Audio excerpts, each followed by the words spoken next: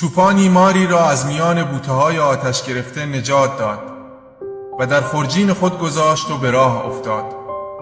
چند قدمی که گذشت مار از خرجین بیرون آمد و گفت: به گردنت بزنم یا به لبت؟ چوپان گفت: آیا سزای خوبی این است؟ مار گفت: سزای خوبی بدی است. قرار شد از کسی سؤال کنند.